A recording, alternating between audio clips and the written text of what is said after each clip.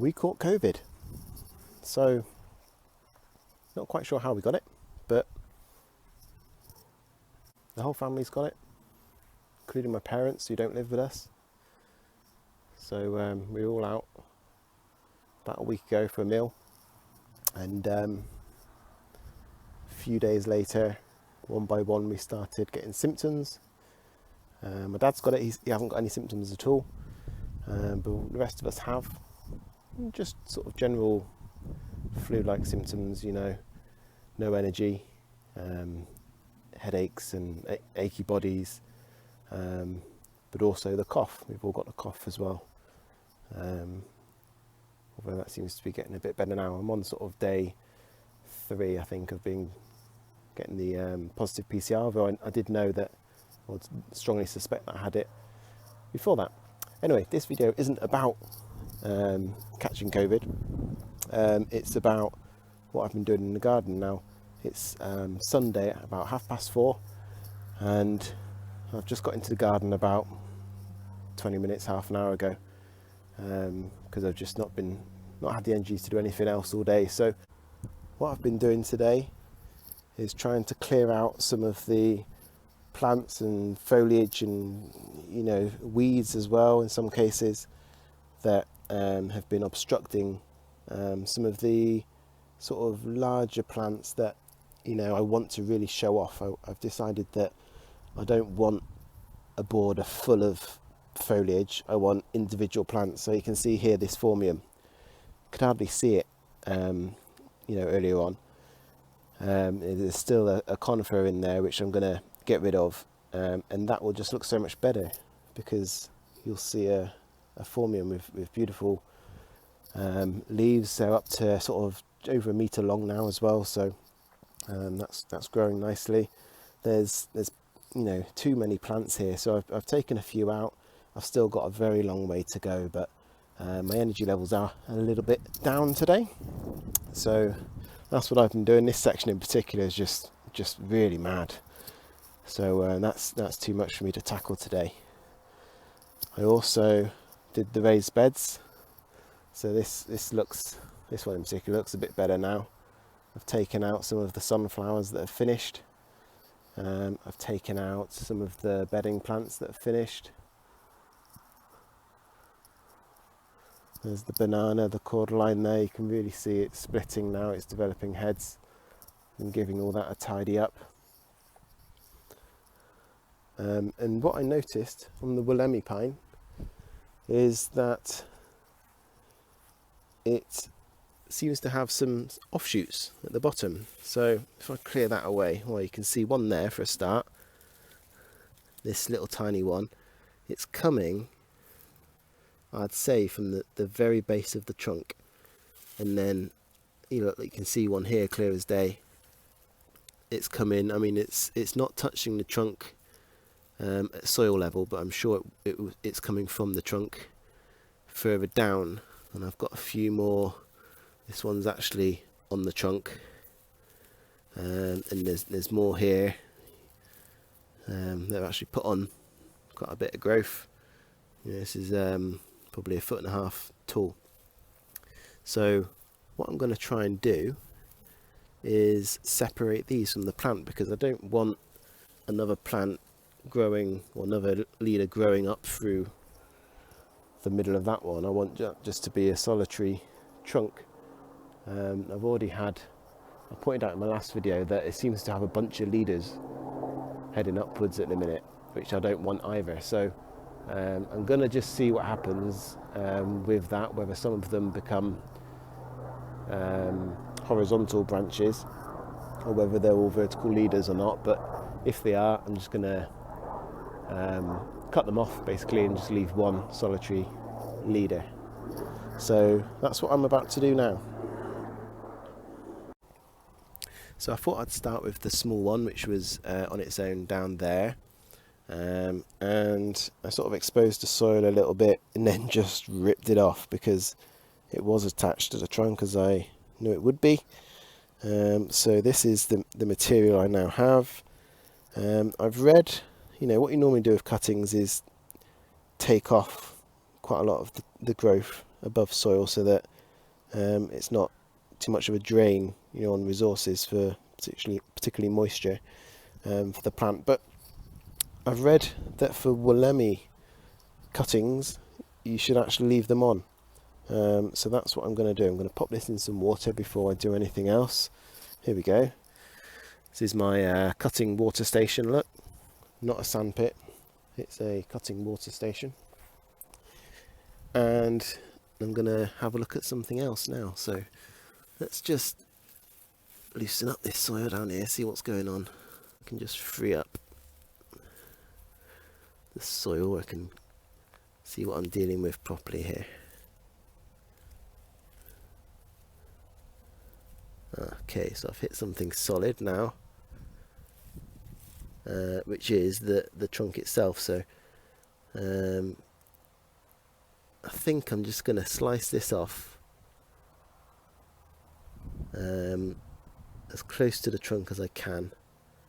Same with this one. This one here, this green one, is attached to the trunk. I'm touching the trunk here, and I can feel it all the way down past here. So that's what I'm going to do now. I'm going to try and snip those off. Okay, so I've got both of these off. I'd say that one has been there a full year, full season, whereas this green one is obviously fresh. So I've no idea what's going to happen here. I mean, the main thing is I just want to clean up the bottom of the trunk so that I don't have loads of growth coming up it. But if I can get these to root and get some additional Wollemi pines, then brilliant. Put them into the water station. Now I'll see if there's any more I can take out. Okay, so there's 6 more that I've just, combination of cutting off and being the impatient chap I am, I ripped a few off as well. So we'll see what happens there. So I'm going to take these over to the water station. I've got a second pool of water here, so I counted 6 as I did it. 1, 2, there's a few big ones here. This one's number 3. 3 is a strange one. Look, it's obviously a second year of growth, but it's just not really gained much height and gained a lot of width. So that's an interesting one there. 3, this little one here. I think that's one I yanked off. 4, 5, and this would be number 6, I think. Put that outside where there's a bit of space. This one I just found in the in the bed next to it, so I haven't removed that today. That's been there a little while, but may as well pop that in as well. Don't know why I popped it in the water, because it's been out of disattached from the parent for so long, but never mind. Right, so now I'm gonna get a potting mix and pot them up. Okay, so I've got an old it's actually a bucket that they keep flowers in supermarkets. Morrison's, don't know if they still do, but they used to sell off 8 or 10 or something for £1. So I bought a few of them a few years back, and I'm still making my way through them. I've put some crocks at the bottom, and then some just some old dirty gravel that I've dug up at some point. I've now got this soil mix, which is a decent amount of perlite and then multi-purpose compost. Don't think there's any sand in there because I think I've run out, so I'm going to pop that in there now. I've got a child spade here from the sandpit, really making use of sandpit. Did I say sandpit? The cutting station. Really making use of the kids' toys today, and I'm gonna pop this in the bucket first, and then I'm going to slide in the cuttings after I've dipped them in a rooting hormone.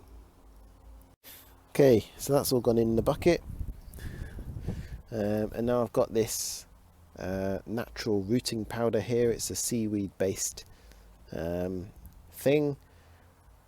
Seaweed is obviously good for stimulating root growth, and I've had this a number of years. Oh, gone all over me. And it just sort of looks like a pot of flour or something. Haven't really used much of it, and what you do is you grab your cutting material and you dip it in, and then got quite a lot on there, so I'm just going to shake that off a bit. Don't need all that. Seems to be stuck on. Okay, let's go for it. And then slide him straight in. I'm going to slide him right on the edge, and then I'm just going to sort of compact it down a bit to make sure that there's good contact between the soil and the cutting material. So I'm going to grab my next one. It sort of looks like asparagus, this, doesn't it? And I'm going to dip him in. Little tap. Straight in there. I'm going to try and get them all in this one pot. No point in... now this one is... could do with a bit of tidying up actually, so I'm just going to trim this one off here before I dip that in. Anyway, you don't want to watch all this, so let me cut to once I've finished. Okay, so I've got them all in there. All, I don't know, 8 or 9 cuttings. This one here is the one I was talking about that sort of didn't have any vertical growth but was very horizontal. I wonder if that will form a different tree if this rooting is successful. I don't have high expectations, to be honest. I'm not brilliant with cuttings. I can... well, I probably have about a 50% success rate with things like box or yew. Not really tried much more than that, to be honest. So let's see what happens. I'm going to pop this in the greenhouse now, give it a quick water, and then take a look at it in spring. Hope you've enjoyed this quick video. Thank you very much for watching, if indeed you still are.